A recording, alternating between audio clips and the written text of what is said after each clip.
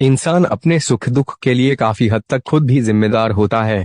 भगवान भले ही आपके भाग्य में धन और सुख लिख कर भेज दे, लेकिन आपकी हर बात पर भगवान नजर रखते हैं और आपके कर्मों के अनुसार भाग्य को बदल भी देते हैं। इसलिए देखा जाता है कि कई लोगों की हथेली में लंबी आयु रेखा होने पर भी अकाल मृत्यु को प्राप्त हो जाते हैं और अच्छी भाग्य रेखा होने पर भी गरीबी में गुजर बसर करते हैं। भगवान श्री कृष्ण के मित्र सुदामा भी इस बात के उदाहरण माने जाते हैं, जिन्हें अपनी भूल के कारण अत्यंत गरीबी का सामना करना पड़ा। हालांकि बाद में श्री कृष्ण की कृपा से उनकी गरीबी दूर हो गई। यहाँ हम कुछ ऐसे ही कारणों को बता रहे हैं जिनकी वजह से भाग्य रूठ जाता है और गरीबी का सामना करना पड़ता है। सुदामा का उदाहरण सामने है तो सबसे पहले उसी कारण की बता कर रहे हैं जिनकी वजह से सुदामा गरीब हुए। सुदामा ने लालच में आकर गुरुमाता के द्वारा दिया गया भोजन अकेले ही खा लिया, जबकि उसमें श्री कृष्ण का भी हिस्सा था। दूसरे का हिस्सा खा लेने की वजह से सुदामा को गरीबी का सामना करना पड़ा।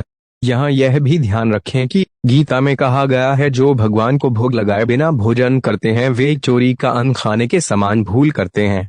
इसकी सजा लोक और परलोक दोनों जगह भोगनी पड़ती है, इसलिए दूसरे का हक नहीं छीनना चाहिए। महाभारत के अनुशासन पर्व में कहा गया है, दानेन भोगी भवति, यानी उदारता से भोग प्राप्त होता है। भूखा और गरीब आदमी घर के द्वार पर भोजन मांगने आए और उसे दुत्कार करके भगा देना महापाप माना गया है। ऐसे व्यक्ति के धन में बरकत नहीं होती है और लक्ष्मी इनसे रूठ कर चली जाती है। श्रियेता स्त्रियो नाम सत्कार्या भूतिमचता पालिता निगृहीताश्च श्री भवती भारत, यानी स्त्रियां ही श्री अर्थात लक्ष्मी है। ऐश्वर्य चाहने वाले को इनका आदर करना चाहिए। जो पुरुष अपनी पत्नी के साथ बुरा व्यवहार करते हैं, उनके साथ कटु वचन बोलते हैं और मारपीट करते हैं, उन घरों में अधिक समय तक लक्ष्मी नहीं रहती हैं।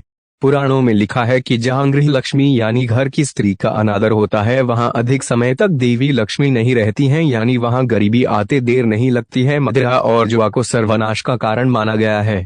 इसका उदाहरण महाभारत में प्रत्यक्ष दिखाया गया है। जुआ खेलने के कारण चक्रवर्ती सम्राट युधिष्ठिर को अपना राजपाट गंवाना पड़ा और अंत में पत्नी तक को दांव पर लगाना पड़ गया। युधिष्ठिर को वर्षों भाई और पत्नी के साथ वन वन भटकना पड़ा। इस भूल से कितने ही हुए गरीब परस्त्री गमन को महापाप माना गया है। बाली से लेकर रावण तक और रामायण से लेकर महाभारत तक इसके अनेक उदाहरण मिलते हैं, जिनमें परस्त्री पर कुदृष्टि डालने के कारण धन संपन्न व्यक्ति भी दरिद्र हो गए। अहिल्या पर कुदृष्टि डालने के कारण देवताओं के राजा इंद्र को भी अपना राजपाट बनवाकर सामान्य मनुष्य की तरह भटकना पड़ा था। हमेशा रखें इस बात का ध्यान, इसलिए शास्त्र कहता है कि ये 5 ऐसे महापाप हैं जो लोक परलोक और अगले कई जन्मों तक मनुष्य को दरिद्र बना देते हैं, इसलिए इनसे बचना चाहिए। इसलिए शास्त्र कहता है कि ये 5 ऐसे महापाप हैं जो लोक परलोक और अगले कई जन्मों तक मनुष्य को दरिद्र बना देते हैं, इसलिए इनसे बचना चाहिए।